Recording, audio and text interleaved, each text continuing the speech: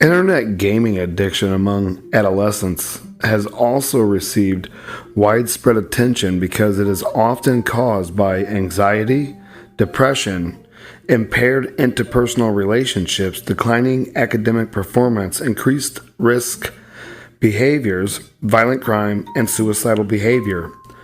Numerous studies have shown that Chinese adolescents demonstrate higher levels of internet gaming addiction, 2.2 to 21.5%, than their peers places such as Europe with 1.4 and 9.4%, and the United States at 7.6 and 9.9%. Therefore, there is an urgent need to explore the influence factors of internet gaming addiction among Chinese adolescents. The study of children exposed to intimate partner violence has accumulated nearly 50 years of research, commencing with the publication of the initial case study in 1975, which provided a comprehensive account of the adverse effects of intimate partner violence exposure on children. Then, the primary focus of research was to identify symptoms in children who were exposed to intimate partner violence. The findings from the initial cross-sectional studies unequivocally established a robust link between IPV exposure and heightened susceptibility to behavioral, emotional, and social and cognitive difficulties among children. Recently, a study using a national representative sample of adolescents in China revealed that those who experienced child abuse and or interpartner violence were considerably more prone to substance misuse, involvement in gambling activities compared to their non-exposed peers. However, in the era of widespread internet access, the relationship between exposure to domestic and internet gaming addiction remains to be further explored.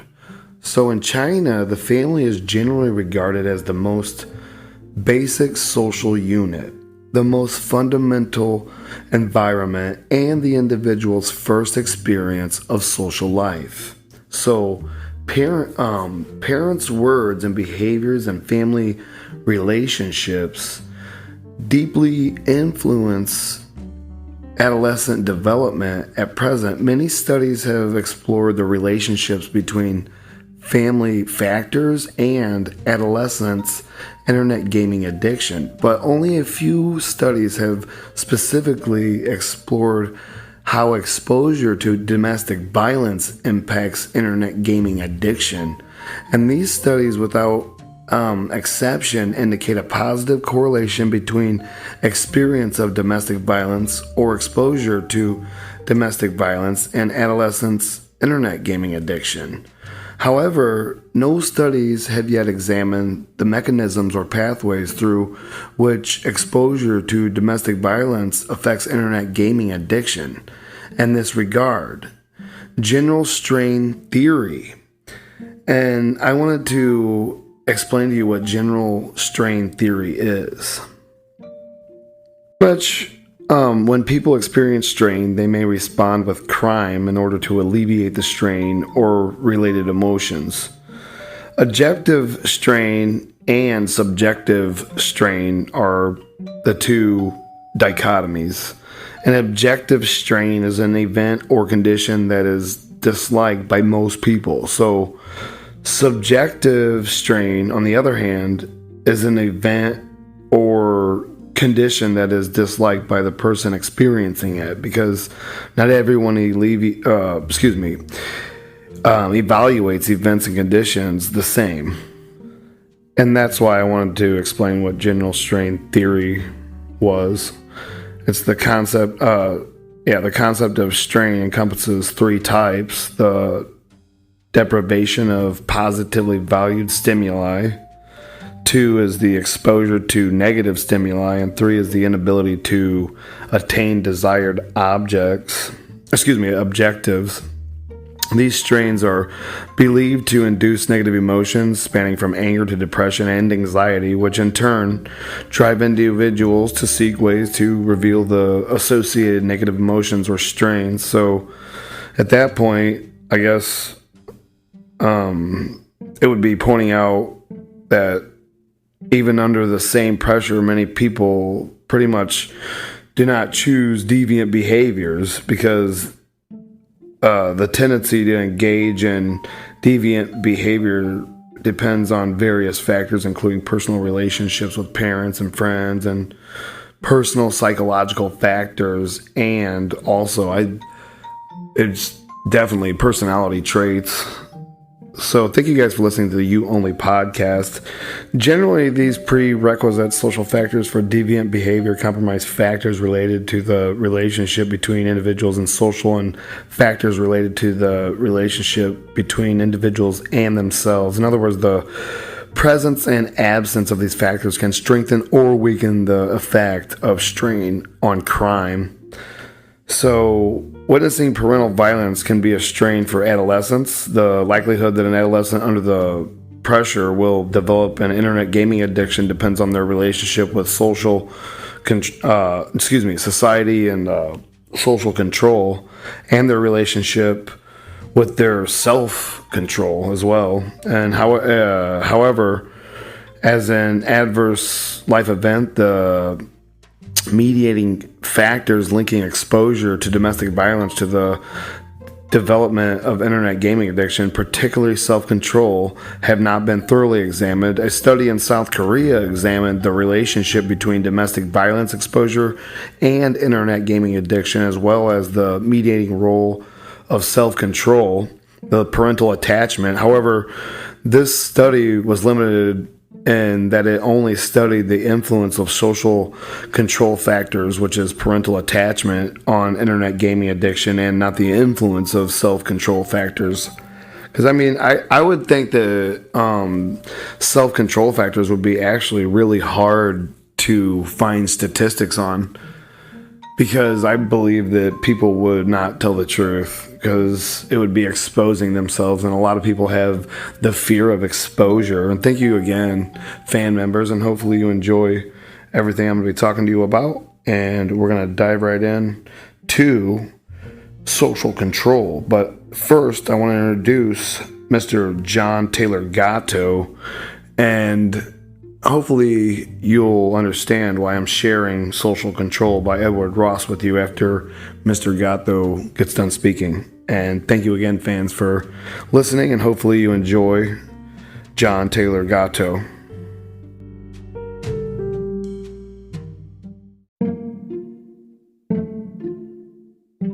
Between 1896 and 1920, a small number of powerful industrialists, together with their private foundations, spent more money on mass force schooling than the government did.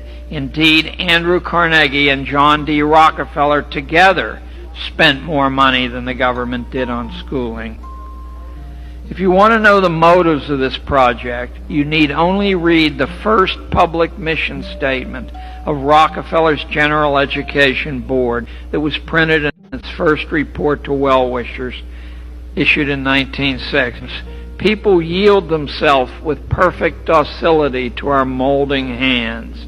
The present education conventions of intellectual and character education fade from their minds, and unhampered by tradition, we work our own will. We shall not try to make these people or any of their children into philosophers or men of learning or men of science. We have not to raise up from them authors, educators, poets, men of letters. We shall not search for artists, painters, musicians, lawyers, doctors, preachers, politicians, statesmen, of which we have an ample supply. The task is simple. We will organize children and teach them in a perfect way the things their fathers and mothers are doing in an imperfect way. And I believe that's to divide the family, so then that if they control the children, they'll control the parents. The real purpose of modern schooling was announced by Edward Ross. And that's our author that we're talking about today on the You Only podcast, and this is Social Control. Now back to John Taylor Gatto.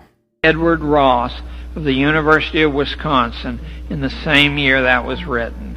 Ross is generally considered one of the three founders of the 20th century discipline called sociology, and in a book bluntly called Social Control, Ross wrote, I'll quote directly, "Plans are underway to replace family, church, and community with propaganda, education, and mass media.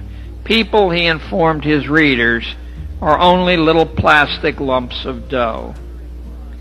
Another insider of modern schooling, H. Goddard, chairman of the psychology department at Princeton, called government schooling in 1920, quote, "the perfect organization of the hive." Goddard wrote that standardized testing was to cause the lower classes to confront their biological inferiority, sort of like wearing a dunce cap. And I wanted to share with the audience, in the 13th century, a Franciscan monk and philosopher, theologian of great repute named John Duns Scotus from the village of Duns in Scotland developed a dunce cap to be worn by children who needed something to help them focus. So thanks for that, and thanks for the great term. I think we turned it into something that meant like buffoonery in America, though.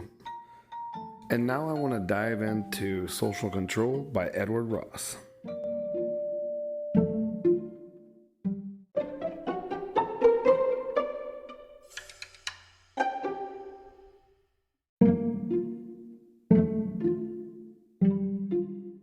Social Control, Part 1, The Grounds of Control, Chapter 1, The Problem. A condition of order at the junction of crowded city thoroughfares implies primarily an absence of collision between men or vehicles that interfere one with another. Order cannot be said to prevail among people going in the same direction at the same pace because there is no interference. It does not exist when persons are constantly colliding one with another, but when all who meet or overtake one another in crowded ways take the time and pains needed to avoid collision, the throng is orderly. Now, at the bottom of the notion of social order lies the same idea. The members of an orderly community do not go out of their way to aggress upon one another. Moreover, whenever their pursuits interfere, they make the adjustment according to some conventional rule. If the weaker of two hunters that have brought down the same stag avoids a fight by yielding up the game, there is peace, but no order. But if the dispute is settled according to the rule that first struck decides the ownership of the game, the solution is an orderly one. Similarly, there is order when teamsters shun collision by conforming to the law of the road, or miners settle the ownership of claims according to the priority of pegging out the plot. The denser the traffic that is handled without confusion at a busy corner, the higher is the grade of order. Likewise, the more that the smooth running of social machinery implies the frequent breaking off or turning aside of individual activities, the more perfect is the social order. Successful cooperation, therefore, bespeaks a high grade of social order, inasmuch as each of the cooperators must unfold specific activities within precise limits, and the results therefrom are enjoyed or shared according to some recognized principle. Hierarchical organization is still more a test of orderliness, and as much as in sharing of unlike burdens and the division of unequal benefits, men are more apt to fall afoul of one another. So, the severest test of the regime of order occurs when, as in war or government, individuals are incited to a common effort, the benefit of which are shared in common. The sacrificing of one corps of an army to save the rest, or the placing of the public burden upon the non-governing classes is recognized as putting the severest strain on discipline. In general, the absence of hostile encounter is a mark of social order, since it implies that interference are adjusted according to some rule. But extreme division of social order and high organization is the surest sign of order, since it requires the nice adjustment of multifarious activities according to some prearranged plan. The readiness of men to distribute the peace or to violate rules and the pursuit of their personal interest depends upon their mental makeup. The peaceable turn aside from collision, while the pugnacious welcome it. The easily contented readily accommodated their desires and actions to the customary restrictions, but the enterprising are always pressing against the trampling upon the barriers. The passive strive only to satisfy old wants and therefore much stronger in resistance than offense. The aggressive are much more likely to put forth as much energy to seize what they have not, as to keep what they have. In a passive race, once order is established, the individual keeps his prescribed orbit from sheer inertia.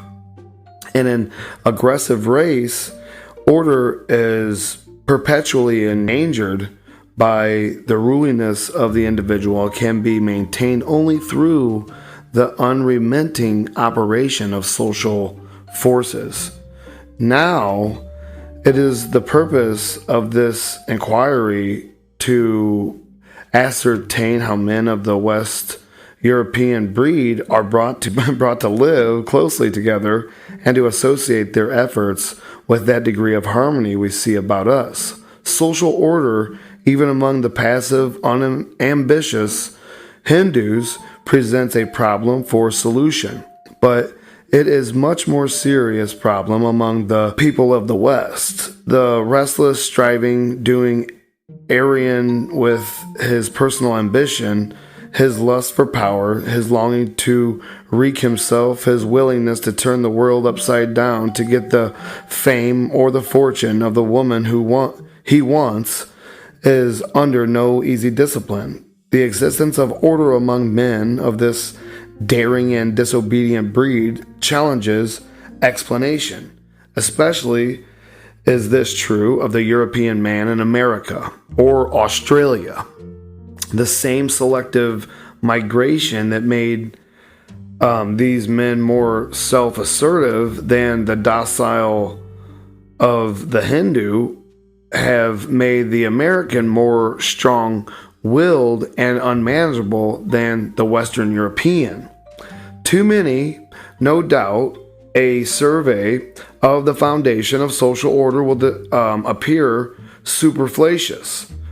Most of us take order for granted and are hardly more aware of it than we are of the air we breathe. Order being the universal and indispensable condition of all our social structures.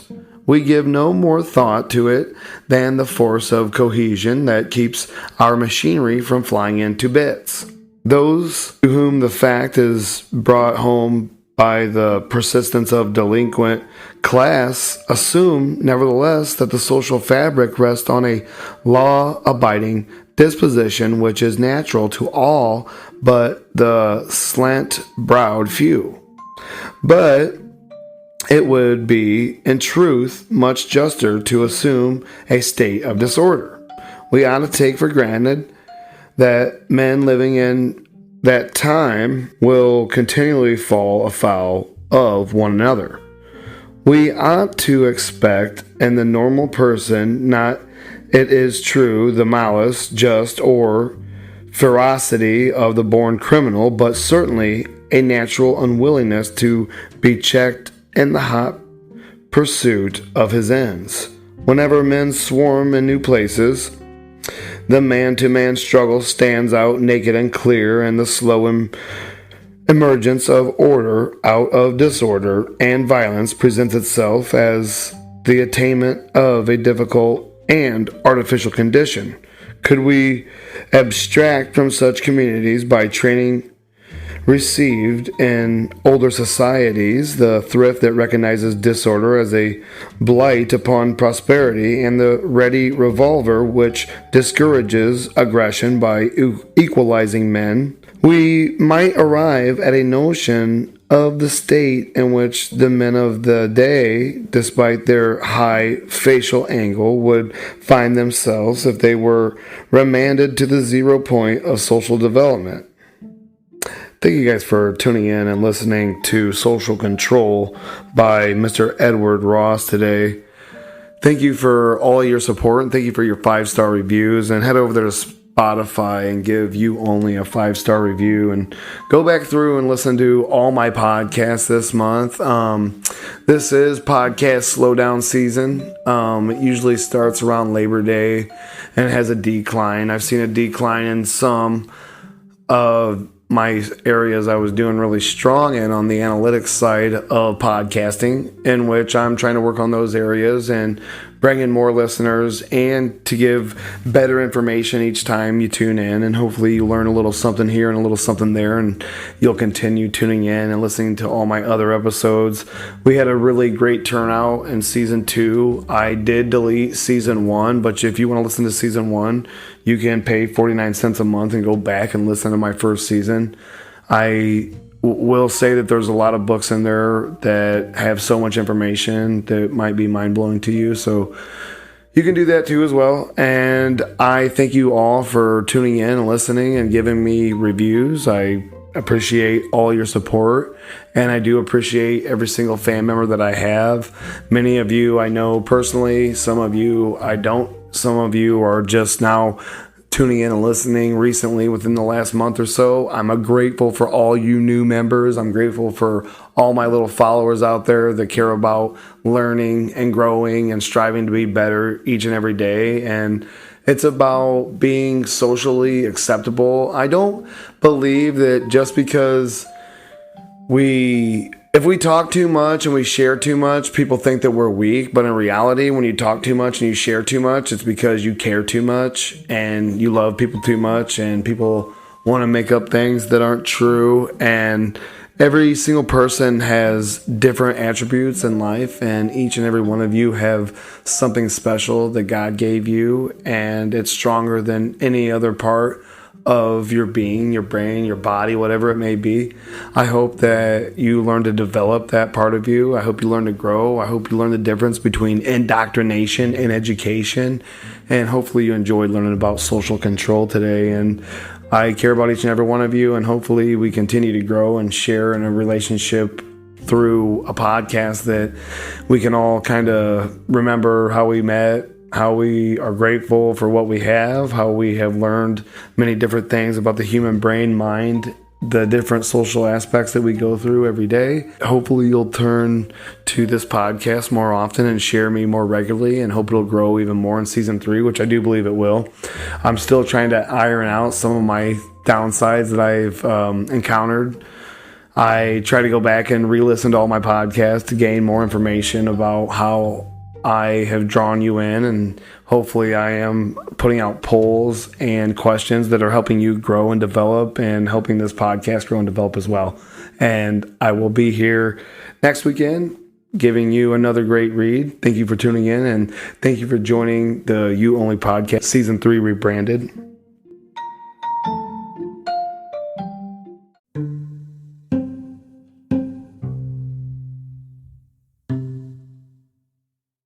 We are really having a great turnout season 3. Thank you all the fan members who made me your top 10 podcast last year. Thank you for everybody who joined my podcast last year. This is the month of December. We're getting close to Jesus' birthday.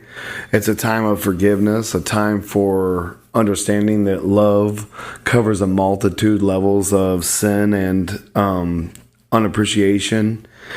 And you need to forgive yourself and move forward. And a lot of us don't know it, but December is Seasonal Depression Awareness Month. And I wanted to share some information with you that I found at the National Institute of Mental Health, and it's how seasonal depression affects people, and they don't even know it.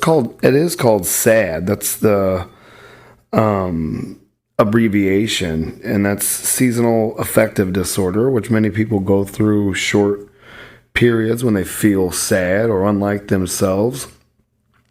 Sometimes these moods change. Sometimes that begin or end with the changing of the seasons. Many people feel down or have the winter blues, and I, for one, suffer from the winter blues.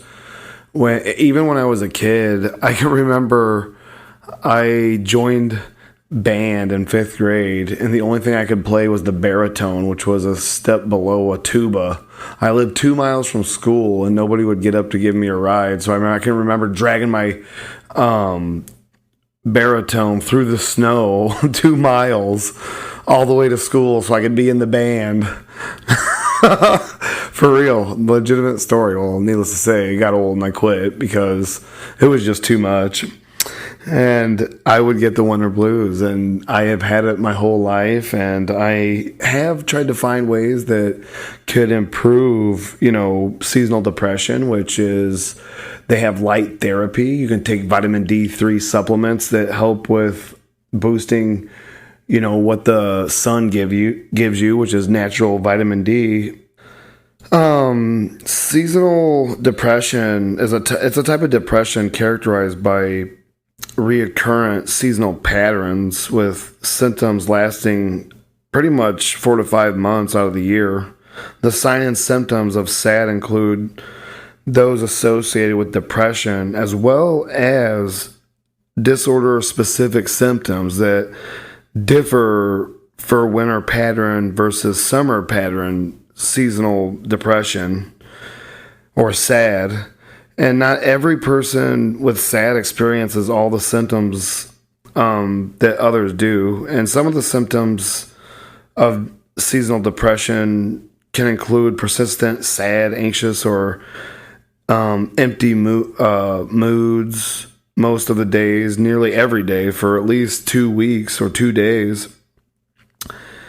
It just depends on how severe your seasonal depression can be. Feelings of hopelessness or pessimism, feelings of irritability, frustration, or restlessness, feelings of guilt, worthlessness, or helplessness. You'll have a loss of interest or pleasure in hobbies and activities. I go through all this stuff every year during the winter. It's crazy.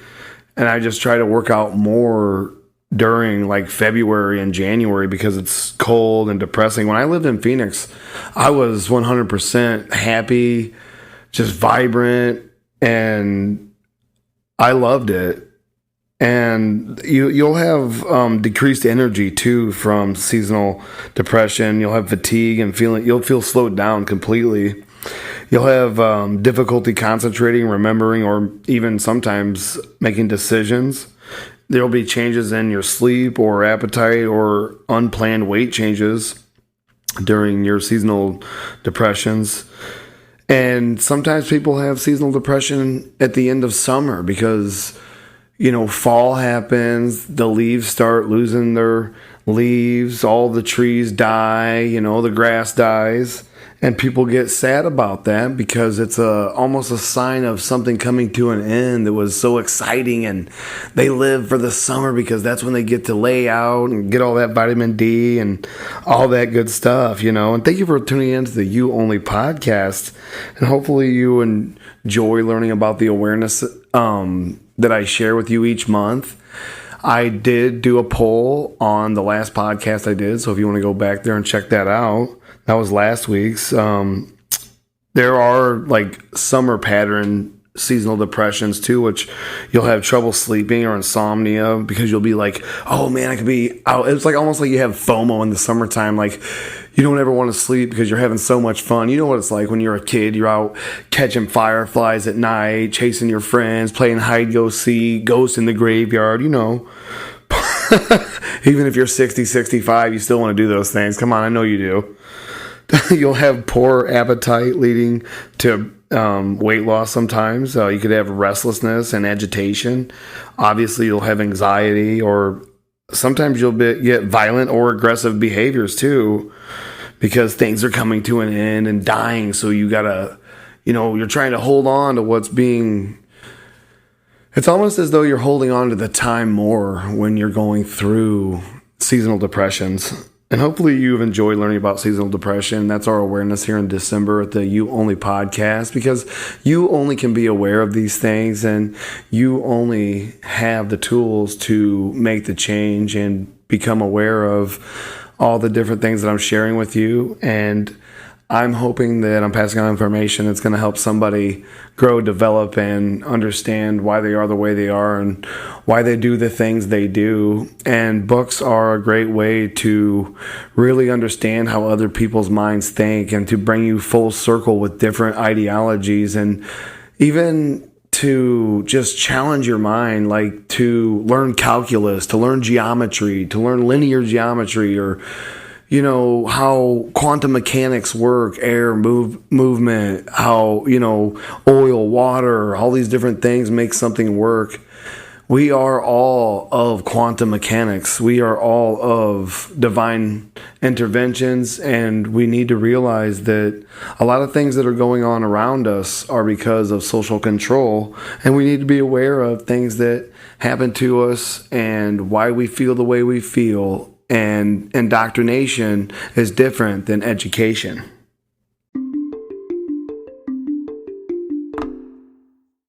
Countries where government tells you what books you can read and what books you can't. Countries that own all the media and just pump out propaganda and put dissidents and reporters in jail. Countries where it really doesn't matter who you vote for, because the fix really is in. And people in power do whatever they want. And where corruption is rampant because there's no accountability. When that happens, people get hurt.